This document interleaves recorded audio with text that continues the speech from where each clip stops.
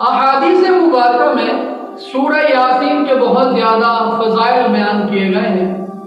نبی کریم صلی اللہ علیہ وآلہ وسلم نے ارشاد فرمایا، اللہ تعالیٰ نے زمین و آسمان کی تخلیق سے 1000 سال قبل سورہ یاسین کو اور سورہ طٰہٰ کو تلاوت فرمایا۔ جب اس تلاوت کو فرشتوں نے سنا تو فرشتوں نے کہا، مبارکباد و خوش نصیب ہیں وہ لوگ جس پر یہ صورتیں اتریں گی، خوش نصیب ہیں وہ لوگ جو اس کلام کی تلاوت کریں گے اور جو اس کو یاد کریں گے۔ نبی پاک صلی اللہ علیہ وآلہ وسلم نے ارشاد فرمایا، ہر چیز کا ایک دل ہوتا ہے اور قرآن کا دل سورہ یاسین ہے۔ اور آپ صلی اللہ علیہ وآلہ وسلم نے ارشاد فرمایا، جو شخص ہمیشہ رات کو سورہ یاسین کی تلاوت کرتا ہے تو جب وہ فوت ہوگا تو شہادت کے مقام و مرتبہ کو پائے گا۔ اس سورت کا نام جہاں سورہ یاسین ہے، اس سورت کے اور 2 نام بھی مفسرین نے بیان کیے ہیں۔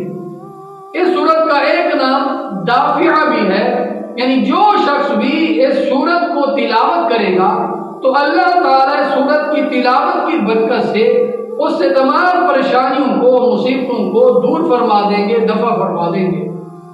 اس سورت کا ایک نام قاضیہ بھی ہے، یعنی جو شخص بھی اس سورت کو پڑھے گا تو اللہ تعالیٰ اس کی تمام ضروریات کو اپنی غیبی خزانوں سے پورا فرمائیں گے۔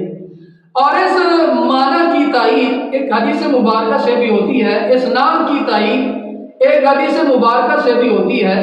آپ صلی اللہ علیہ وآلہ وسلم نے ارشاد فرمایا، جو شخص صبح کو سورہ یاسین کی تلاوت کرتا ہے تو اللہ تعالیٰ اس کے پورے دن کے تمام مسائل کو، تمام ضروریات کو پورا فرماتے ہیں۔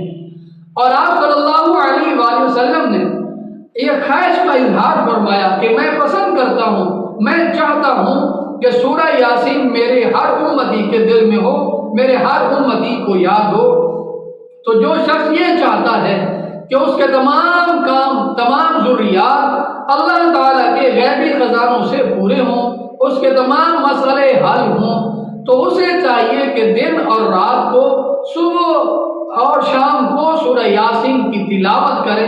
اور جو شخص شہادت کے مقام و مرتبہ کو پانا چاہتا ہے اسے چاہیے کہ رات کو ہمیشہ سورہ یاسین کی تلاوت کرے۔